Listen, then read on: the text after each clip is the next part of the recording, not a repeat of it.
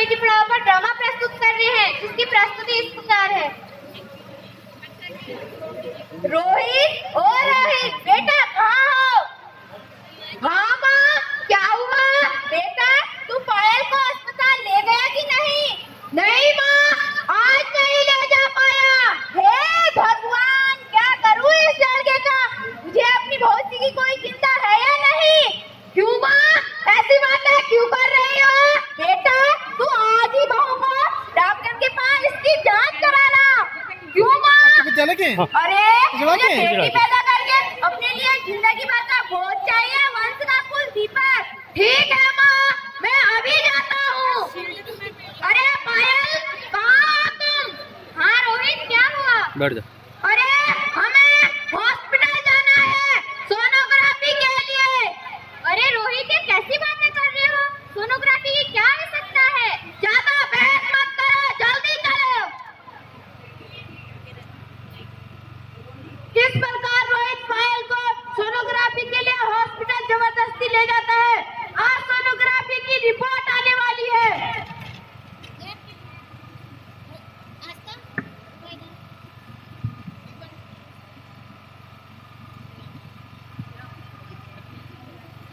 May I come in, doctor?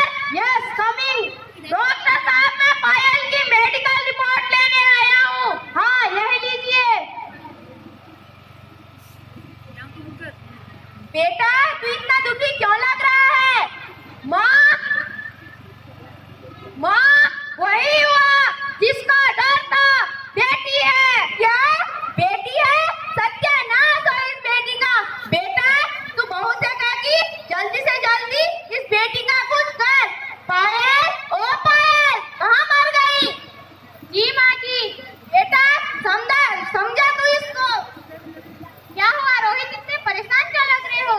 पायल, तुम्हारी medical report आई है, वही हुआ जिसका डर था, तुम्हारे गर्भ में बेटी है।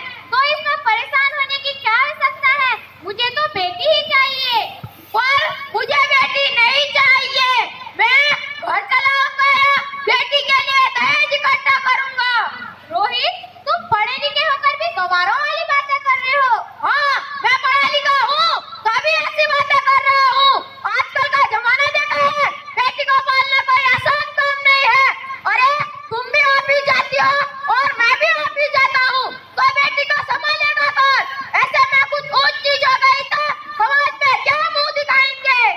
ओहो रोहित, मेरे मम्मी पापा भी तो ऑफिस जाते थे, उन्होंने मुझे पढ़ाया लिखाया और मुझे संभाला भी। अरे तब कुछ और जमाना था, संयुक्त परिवार थे, अब एकल परिवार में बेटी को पालना कोई आसान काम है क्या? वैसे भी तुम जानती हो हमारे समाज में बेटी की क्या सुरक्षा है। तो डर के कारण क्या हम जीना छोड़ दें? इसी डर के कारण 1000 लड़कों में सिर्फ 970 लड़कियां बच गई हैं।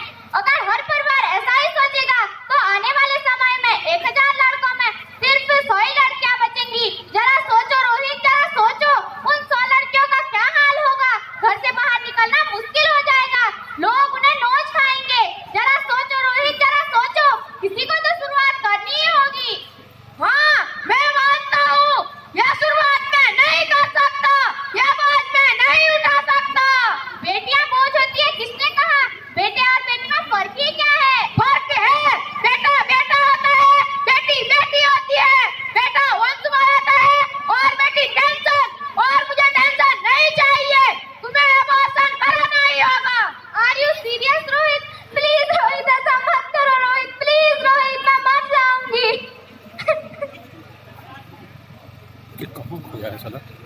इस तरह रोते रोते पायल बेहोश हो जाती है और उसे बेहोशी की हालत में अपनी बेटी दिखाई देती है।